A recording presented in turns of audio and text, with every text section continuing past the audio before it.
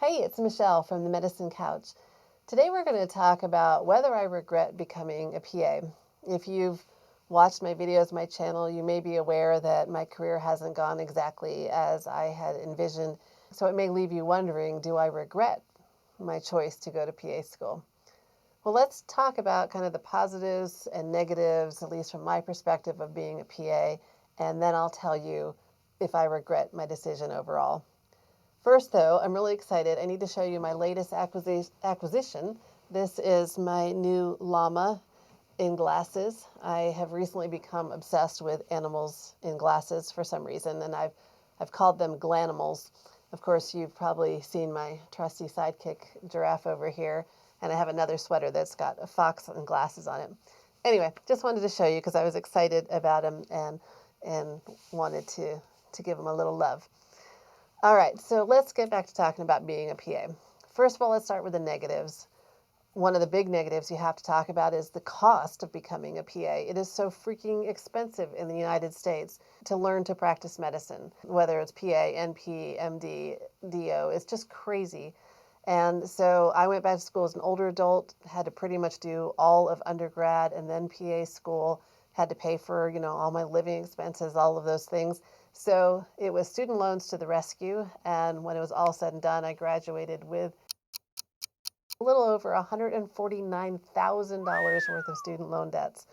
Ugh, hard to even say that number, and really hard for me as I'm somebody who does not like to have any debt. And then it doesn't stop there. Once you graduate, you've got, licenses you have to pay for, certifications, DEA, memberships, CME, the list goes on and on. And next, probably the biggest reason that I have regrets for becoming a PA is that practice in medicine just sucks.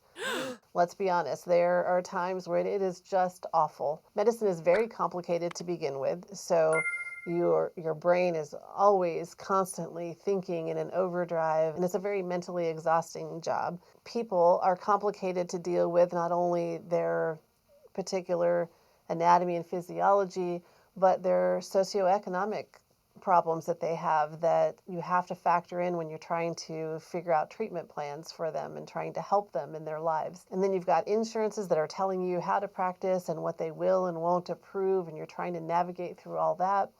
You've got administration constantly telling you to see more patients and trying to get you to be more productive, while at the same time heaping more administrative tasks onto your plate. And then you've got the bad patients. Thankfully, they're usually a small percentage of all the patients you see, but you have patients that are just angry at you and the whole medical system, that yell at you for how long they had to wait in the waiting room, to the billing process, to the front desk person was rude to them. You have to hear it all, and they get mad at you when they're not getting better, even though they're totally non-compliant with the treatment plans that you've given them. And then you have the ones that you really hate, that just flat out lie and manipulate to try to get what they want from you and from the system. And then you've got all the charting that you have to do, that sometimes you can't even leave work at work. You have to go home and chart in the evenings and weekends. And it really starts to kind of take over your life.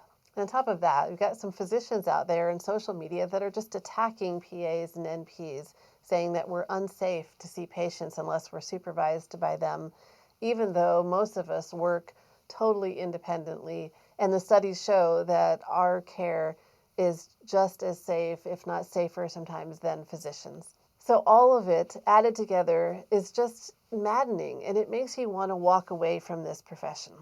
But there are the positives. Since we started with money on the negative side, let's start with money again, the positive side. First of all, you can't argue that we make a good salary. Almost all PAs and NPs working full-time make over $100,000 a year, and that is more than double of the national salary in the US. So that is a definite plus. And also, I have pride in saying what I do. I love to see that look sometimes of respect that you get from people just by telling them that you practice medicine. There's also the security and flexibility that comes with being a PA. There is a shortage of medical providers all around the country, and so there's security in what we do. People are always going to need a provider there to help them. And you can basically move anywhere in the country that you want, almost any city that you want, and be able to find a job. And the flexibility that we have within medicine to be able to practice in different specialties or in different settings like a hospital or outpatient setting or an ER, whatever we want, or even in the South Pole, we have lots of options. And I talked a little bit about those negative patients, but by far we have more happy and nice patients. And in fact, everyone has patients that they have gotten to know and that they love. And I remember patients from my first year starting to practice as a PA. It is such an honor and a privilege to get to know people and to be invited into their lives and learn very personal things about them. And then to be able to help them, to be able to make a positive difference in someone's life is just amazing. And of course, that is the main reason I think that most people go into medicine. Then there's all the medical knowledge that I've gained that I will have for the rest of my life, barring some kind of strange head injury or dementia. But I understand about my body, I understand how things work, and I understand how to take care of myself and treat minor things, and then where to go if I need additional care. And I also have that information that I can help my family. Of course, I don't treat family or friends, but I'm able to direct them a little bit as to where they should seek care and what things that they need to watch out for. And that's just precious knowledge that I wouldn't trade for anything. And finally, there's all this. I started a freaking YouTube channel. I don't think I ever would have done that if it hadn't have been for me trying to figure out my journey in medicine and figure out what opportunities I have as a PA and where would be the best fit for me in medicine. I'm really loving this. It is a totally creative outlet, and I'm learning how to film and how to edit.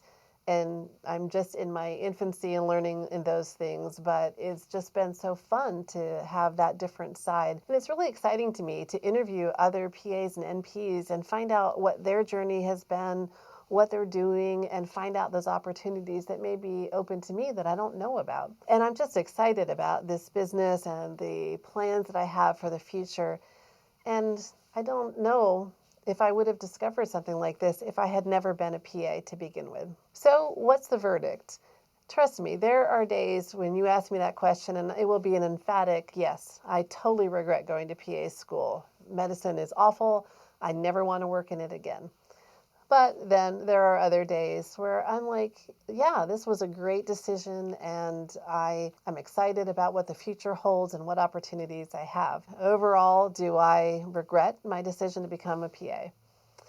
And I've thought about this a lot, and it's a very hesitant no, I don't regret becoming a PA. I do feel like it has enriched my life. Becoming a PA has helped me to grow and change in new ways and frankly become a different person. And I do appreciate all of that and I am thankful for it. So what about you? Where are you in your career? What do you think? I really want to know. Are you somebody who has been loving their career and think that even with all the problems, there are absolutely no regrets that you became a PA or an NP? Or are you in the other camp where you realize that this was a huge mistake and wish that you had done something else? And if you had, what else would you have done? Let us know in the comment section. It would be interesting to see where things fall and how many people have regrets and how many don't. While you're down there, go ahead and hit the like button if you like this video, and please subscribe. It really does help the channel out. If you're curious about what other PAs and NPs are out there doing, you can click on these videos here. You can also go to my main channel page where all my videos are listed, and I have them also divided up into playlists if you're looking for what it's like to work in different medical specialties, if you're looking for those cool and unique PA or NP jobs, if you're looking for resources to help you in your practice, or if you're looking for some ideas to start a business. I've just started an entrepreneur series and hope to add a lot more of those videos in the near future. Thanks for watching.